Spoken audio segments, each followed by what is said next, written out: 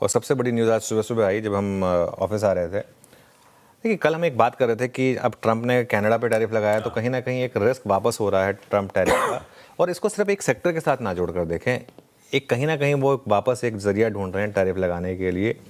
और अब तक जो ट्रंप का फैक्टर था वो सिर्फ एक वेस्ट एशिया वाला था, लेकिन अब 2 दिनों से वापस टैरिफ पर वो एक्टिव हुए।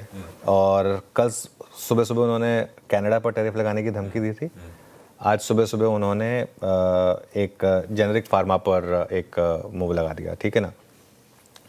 और जेनरिक फार्मा पर क्या बोल रहे हैं वो कि 2026 से पहले 2 साल जीरो टैरिफ रहेगा। अब देखिए, इसमें जो ऑप्टिमिस्टिक आदमी है वो कहेगा 2 साल टैरिफ है नहीं, 2 साल के बाद ट्रंप है नहीं, तो हमें क्या लेना देना है, ठीक है। लेकिन ट्रंप सिस्टम है, ऐसा नहीं है कि मतलब अगर उसके बाद अगर रिपब्लिक वापस आए, रिपब्लिकन से वापस आए तो फिर वो तो ऑब्वियसली कंटिन्यू करेंगे ना।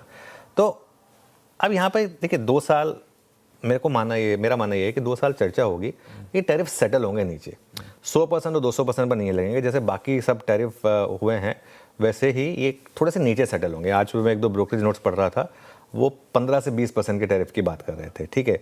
और 2 साल के बाद ट्रंप का जो कार्यकाल है वैसे ही ऑलमोस्ट खत्म होने वाला होगा। दिक्कत ये है लेकिन कि आप इस बेसिस पे नहीं होप रह सकते ना कि फिर 2 साल कुछ नहीं, मैं 2 साल कुछ ना करूँ, उस पर वो कुछ नहीं होगा, क्योंकि आप भले ही करेंगे, आपकी कॉम्पिटिटर नहीं करेगी ऐसा। कंपनियों को अब यूएस में कैपेक्स करना होगा, ये इसमें कोई इफ्स एंड बट्स नहीं है, वो आपको करना पड़ेगा यहाँ पर।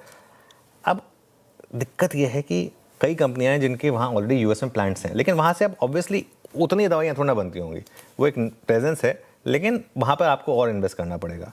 और अगर आप यूएस में प्रोडक्शन करेंगे तो देखिए आपको वो मार्जिन नहीं मिलेंगे जो आप भारत में बनाते हैं। भारत में आपने कभी भी कोई दवाई उठा के देखी होगी ना, ज़्यादातर वो मेड इन सोलन, बद्दी, वो हिमाचल की होती हैं ज़्यादातर, जहाँ पर जीरो टैक्स फ्री जोन होता है, लेबर आपको चीप मिल जाता है, सब कुछ जो होता है वो अमेरिका में थोड़ा ना मिलने वाला आपको। चलिए वहाँ पे भी आपको अगर टैक्स ब्रेक्स मिल जाए, लेबर थोड़ा ना आपको उतना चीप मिलेगा जो यहाँ पर आपको इंडिया में मिल जाता है उस हिसाब से। तो ये ऐसे में फार्मा कंपनियों के मार्जिन पर एक रिस्क ओपन होगा और एक हल्की सी अनसर्टेनिटी तो आएगी। और वैसे भी वो तब आ रही है जब फार्मा एक बहुत बड़ी रैली में आ चुका है। हमने तो लगातार इतने सारे फार्मा स्टॉक्स में इतना बड़े मूव्स देखे और लगातार हमने फार्मा पे पॉजिटिव व्यू रखा था और बहुत बड़ा पैसा बना भी था।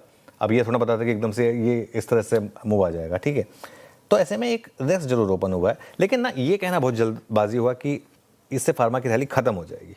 हो सकता है कि लोअर लेवल पर आपको शायद कुछ स्टॉक्स में रिकवरी भी आ जाए। देखिए आज क्या होता है, ऐसे में क्या होता है, नॉर्मली पहला रिएक्शन तो नीजर को होता है, सब कुछ भेज दो, सारे स्टॉक्स 5-5, 6-6% गिर जाएंगे नीचे। आज जो लार्ज कैप्स है ना, डॉक्टर रेड्डीज, ऑरोबिंदो, सिप्ला, बायोकॉन, ये सब एक बार के लिए 4-4-5% जाएंगे। उसके बाद मार्केट थोड़ा अपना दिमाग लगाएगा कि अब इनमें से कौन से हैं जो ठीक हैं, कौन से हैं जो में रिकवरी आ जाएगी।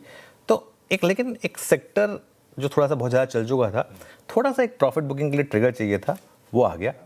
मेरा भी ये रहेगा कि पैनिक ना करें और अपने अच्छे फार्मा स्टॉक्स जो है ना वो गैप डाउन में मत बेचें। ठीक, एक बार देख लें, और स्पेशली अगर आप बहुत मोटे प्रॉफिट बैठे हैं तो आपको वैसे भी कोई भय डरने की ज़रूरत नहीं है।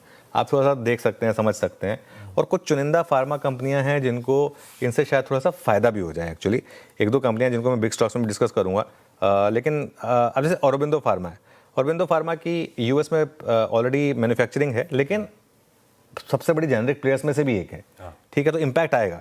डॉक्टर रेड्डीज, लुपिन, सिप्ला, जाइडस, ये सब का यूएस में कुछ ना कुछ मैन्युफैक्चरिंग फुटप्रिंट है, लेकिन उस लेवल का नहीं है कि जिससे ये इंसुलेट हो जाए कंप्लीटली, ठीक है। एल्केम है, टोरेंट फार्मा है, ये ऑलमोस्ट इंडियन यूनिट पर डिपेंड करती हैं पूरी की पूरी।